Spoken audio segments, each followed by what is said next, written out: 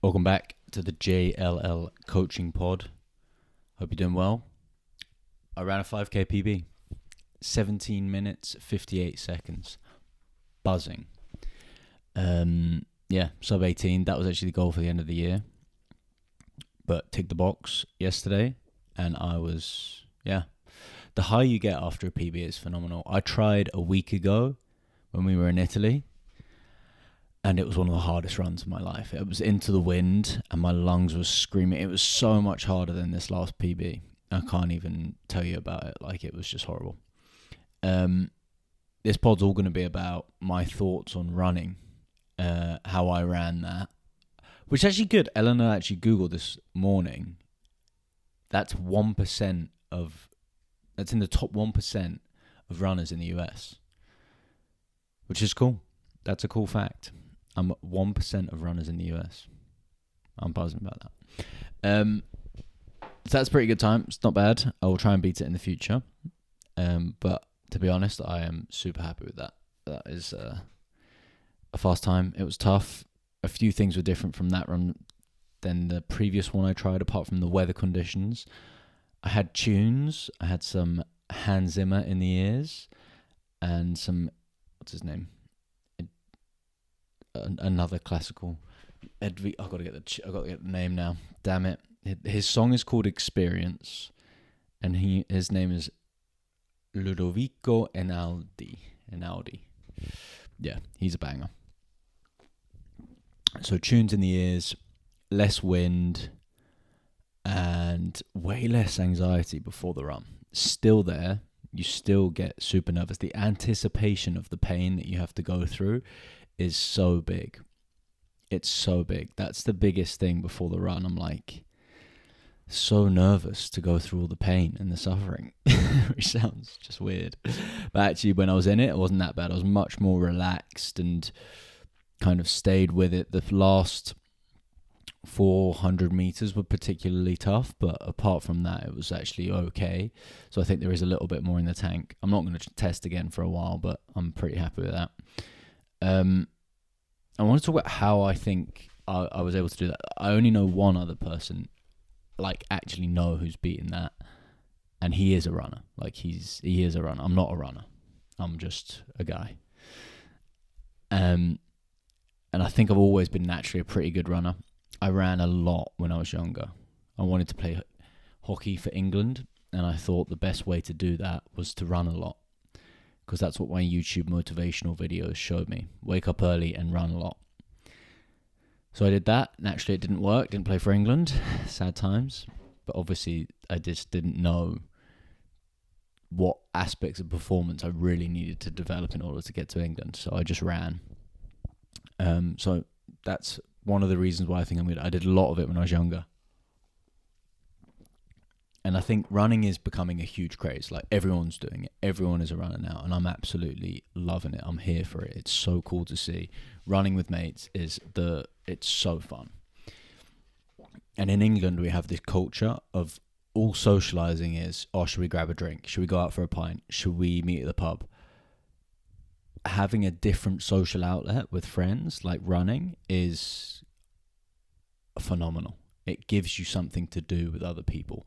And we need that, because it's so easy to just chill at home on your phones and whatnot. But if you have a reason to get out there and do something productive and hard and challenging with mates, it's huge for morale. Huge for the country. Just like, I feel like if that could change, it doesn't have to be running, but something else in England, it would just be so much better.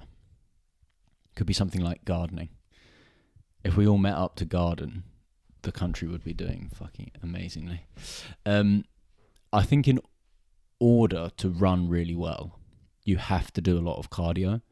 Now, that sounds obvious, but that doesn't mean a lot of running, because I think a lot of people can't handle that much running because you haven't done it enough yet. I don't run that. I maybe run once a week, and then if I'm on holiday, I'll run 2 or 3 times, or 4 max. If you look at my Strava over the year, like, I never really do above 10k on average. My average for the year is probably like 6k a week. That's it. That's all I do. And I ran a marathon last month. half marathon before that, but I'm doing a lot of cardio. So my minimum standard is at least 2 hours a week of cardiovascular activity. But generally I'm pushing more than that. And that can be a load of stuff on the stationary bike. I'll do that after every single weights training session. I'll just chill on the air bike, watch some YouTube, and do 20 to 60 minutes, sometimes just 10 minutes at a moderate pace. I'm not going hard. I'll be tired after, but I'm okay. After I've had some food, I'm back. I'm feeling good. And if I hadn't lifted weights just before, I would be brand new.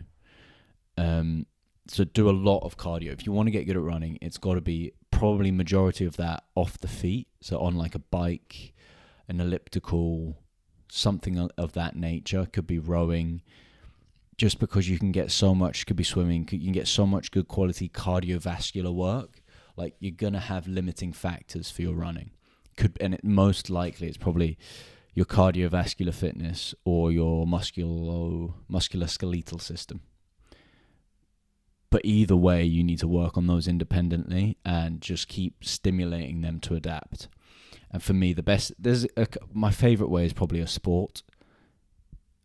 Going and finding a sport that you can do a lot of is just fantastic, because you don't feel like you're doing cardio. You just feel like you're playing a sport. Or watching a show or listening to podcasts while you do cardio is just fantastic. So big. You got to tick those boxes. I wouldn't do it just running. That's not my recommendation. Generally, almost for anyone, you got to do some other form of cardio to get better at running. Plyometrics. So you're going to have elastic quality requirements of running, the tendons, the ligaments, the muscles, all of these things working together to recouple energy each step. You put force into the ground and you leave the ground with force. That ability to recouple energy efficiently is huge.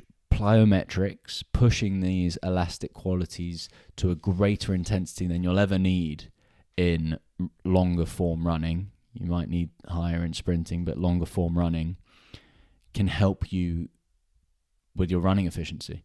Get good at plyometrics. Push your plyometrics hard. They're in all the programs that I do. All the programs. Everyone's doing plyometrics because it's just phenomenal. People just think strength training, lifting weights is going to change you massively, and it probably will if you've never done it before, but you're missing half of the battle, and probably for most people the bigger part of the battle. You got to do your plyos every week, and they've got to be intense. You hit this cardio box, you hit this plyo box, and you run once a week, you're just going to transform your running. It will be ridiculous. The other things why, this year I've done a lot of PBs. It sounds like blagging, blah, blah, blah, whatever. A lot of PBs in lifting and running, and that is down to lower stress generally in my life. Lots of sleep, 8 to 10 hours a night, good food, good community, building up the relationships around me, and prioritizing those things over everything else. My work will want me to do more hours there, and I will say no because I've got other priorities. That you need to be able to say no to stuff. If you want to get better at things, you need to prioritize those things. Setting boundaries and figuring out what's important for you. So for me, I want to become fitter, stronger. I need to build a body of evidence that I can do that myself and with my clients for life satisfaction. It's who I am. I can't imagine being satisfied as a trainer if I'm not progressing, particularly at my age. Of course, things will change as you get older, and I'm talking late 30s, not bloody 30. 30's not young. You should still be PBing at 30, particularly in the gym and running. But draw your boundaries, figure out what's important to you. For me, those things are important. For my clients, they're important. We got to get better. It's part of the game. Big part of the game. And then probably the biggest thing is the psychology around running.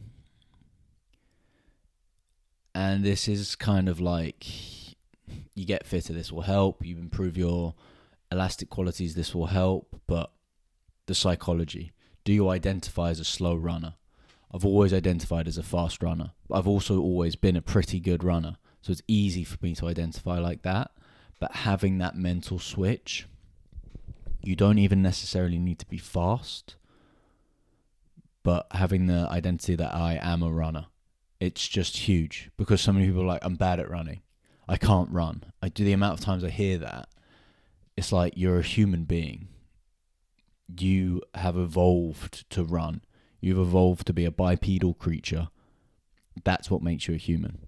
If you can't run, like, of course you're going to have the odd person who's like got some kind of disability that they won't be able to run. But even then, general person, you are a runner. You just need to figure it out. It needs to become part of your identity. That's huge if you want to make good times with running and you want to keep pushing long term. And then the mindset in each individual run.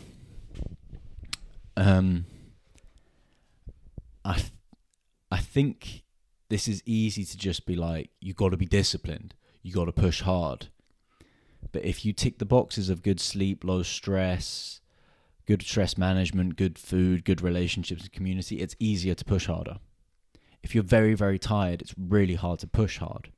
So you got to tick all these other boxes in your life in order to have a good mindset on a race day or on a run day. It's not just about being mentally tough. It's not just being about disciplined. We make way better decisions when we get our life in order. There's countless studies. If you sleep poorly, you make worse food choices. I've spoken about Jacksonian disillusion before. If you add stress to a system, then that system relies on its older mechanisms, its less complex mechanisms. You add stress to a system, you make stupider decisions, effectively. It's harder to be disciplined. Discipline and good choices is an outcome of organizing your life to set you up to make those good decisions. For example, if you sleep 8 hours a night, it's easy to have lean protein and veg. If you are up in the middle of the night, it's so easy to snack on shit. It's so easy. And you think it's almost like, oh, it's innocent. I'm just going to stay up, a couple extra, watch a few more episodes of the show, but it will fuck your week massively. And people will be like, you're lazy. You're not lazy. You're not undisciplined. It's the choices that you've made earlier on. If you can tick the sleep box, then you can tick the good food box.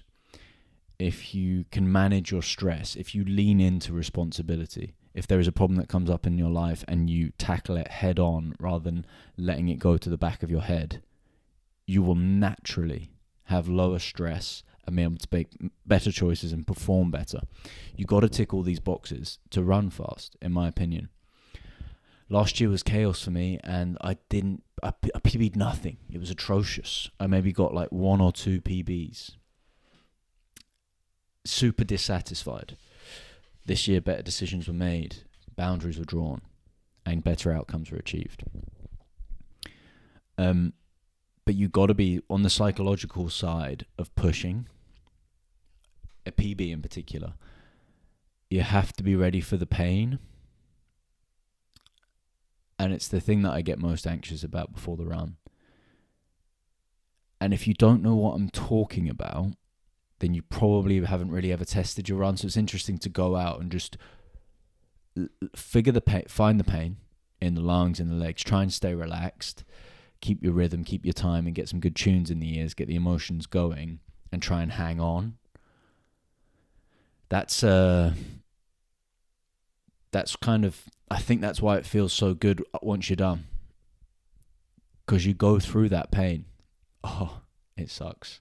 I'm not looking forward to the next time I have to do anything that hard. Honestly, a 5K PB attempt for me is so much harder than a marathon. Because a marathon you've just got to endure. And it's long and you can endure. But the intensity of the pain doesn't compete at all at the paces I'm running. I imagine if I pushed my marathon times harder, if I really went for a PB, I've done 2 marathons and they've been with friends. One was with Eleanor and she was on the bike. First time doing it. Second one was with mates and it wasn't my pace. It was more their pace for most of it. Again, if I set off with the idea of trying to run, I don't know, like a sub 3 hour marathon, I'm sure it would be disgusting. But all the longer run PBs that I've done have been less painful than the 5k PBs. I think that is a little bit of recency bias before I drop that, because I'm sure some people will be like, oh, you don't know what you're talking about. I probably don't. I really don't. I imagine if I actually I'm thinking about it, if I go and push a half marathon PB again, like I've just done one, but again, it wasn't really that well organised. I think it's all hard. I think you just got to be ready for the pain. Lean into it. That's it. If you want a PB, you just got to fucking go for it like a dog. Yeah. Interesting pod for myself. I hope you got some value there. Thanks for listening. Hope you have a good day. Goodbye.